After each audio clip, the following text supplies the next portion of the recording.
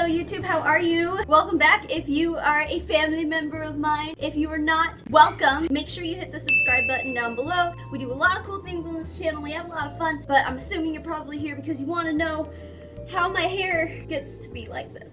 You know, I kind of get a lot of comments on my hair, so I thought it was only fitting to go through my process. My hair needs it so bad. Do you see these roots? Oh my god. My roots right now are so bad that one of the girls at work asked me if I was growing out my hair, and I was confused. I was like, I mean, yeah, I've been growing it out for like 2 years. And she was like, oh no, I thought you were just trying to grow the pink out. That's how bad it is! I'm going to start the process today. Now, the one disclaimer I want to make is that I'm not a hairstylist. I get help from a friend of mine who is a professional hairstylist in the parts that matter to me anyway. I used to have box-dyed black hair. It was very, very long and very, very damaged. And I came up with the bright idea one day that I wanted to go from 5 years worth of box dye black on my head to silver. You don't do that, okay? I was like 22 years old, and I guess that's not an excuse for most people. That seems like kind of like you're old enough to like start knowing not to do that kind of stuff, but I was new to the whole bleaching thing. I didn't know.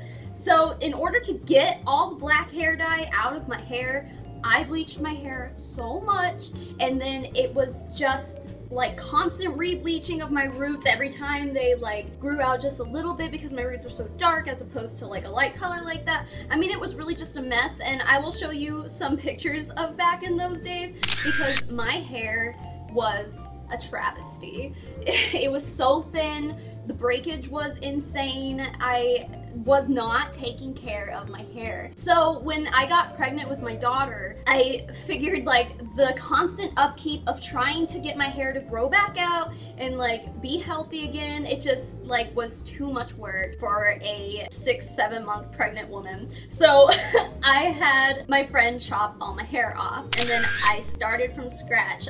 You can see these pictures here where my hair was very, very short. I mean, I had to have cut it to like here, I think. Like, I've never had my hair that short in my life, and now my hair is the length it is now. I don't know why I have my hair tied up in a bun, but yeah, so I cut my hair very, very short when I was pregnant with my daughter. She's 2 now, so maybe 2.5 years, you know, I've been growing this out. For the most part, for a heavily bleached head, I am shocked that it grew out this much, that I was able to take care of it enough to get it to grow out this much. I'm gonna put my hair back up though because it's June in Arizona. I'm upstairs. It is hot as balls. That's why I shaved the back of my head too. I don't know if I've ever talked about this, but well, it's part of the reason. Part of the reason is because I had like really bad baby hairs. Like, you can even kind of see some of them here. They just like weren't growing and they were really annoying. So I was like, you know what? I'm just gonna shave them off. So, so I have an undercut because of that, but also because it's just really, really nice in the summertime. I don't have to sweat nearly as much. It keeps me a lot cooler. Anyway, the undercut isn't the point here.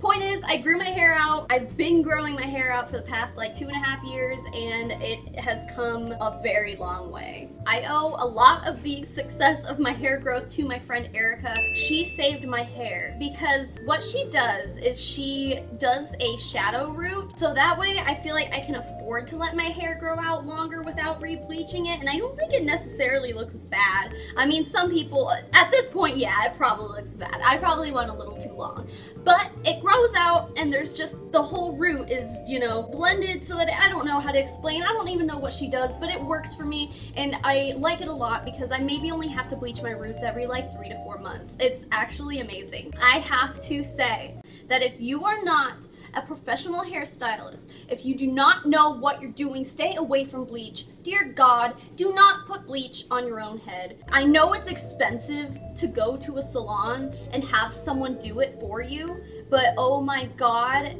the difference for me has been night and day. Every few months I hit up my friend Erica and she works magic on my roots. And then I bring the party back to my house and I do the pink myself. The reason I do that is, first of all, it's cheaper and less time consuming. I mean, Erica would do it for me, but I'm like, I think I'm capable of doing it myself because it's not like I'm really using harsh chemicals or anything. The dye I use, I go between Special Effects and Arctic Fox, and they're both generally pretty gentle as far as hair colors go. I feel like I am capable of coloring my hair myself. So it's really just the bleaching process that's so damaging. I could not say this enough. Let a professional bleach your hair. Do not do it by yourself. That is number one. Okay, so I am back from my hair extravaganza with Erica. This is what my roots look like now. So as you can see, she kind of just like leaves some of them my natural color and then does the rest of them to the part. That's what I was talking about, how like when it grows out, it just like, I feel like I don't have to dye it as much.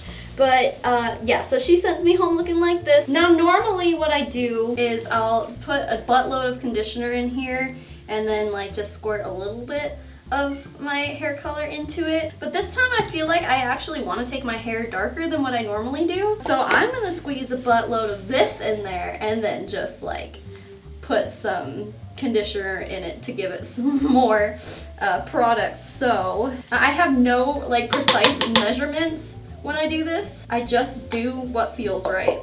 Now this is definitely way more of the actual color that I normally would use. So my hair is definitely going to be darker than what I'm used to, but that is what I'm going for. But as you can see, this is all kind of an experiment. I'm not claiming to know what I'm doing. I've just been doing this for a lot of years. And I have my ways of doing it, and that's that. I'm not saying that it's right. It's just what I do. By the way, this is just the Moisture Rich Luxurious Moisture with Vitamin E by Tresemme.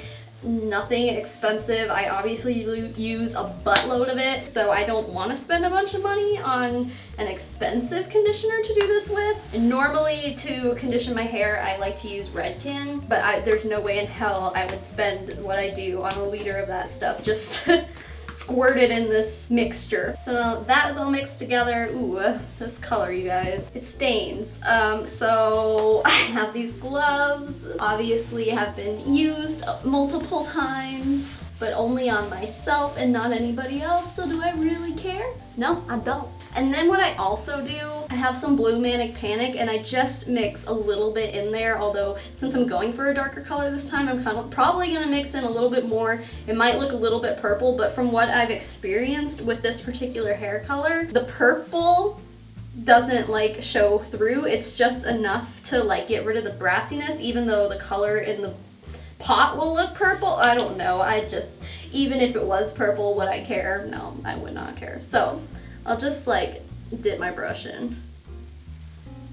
Take about that much, and that's all you need. Might end up with purple hair today, guys, who knows? This is all part of being a mad lad. I am a mad lad. So yeah, that's pretty purpley looking, although I'm pretty convinced that it's not going to show up this purple. So then I will part my hair down the middle-ish, and then start going to town. I'm sure there are like hair professionals out there who are like cringing right now. I do the root first, and then just like start flipping stuff around.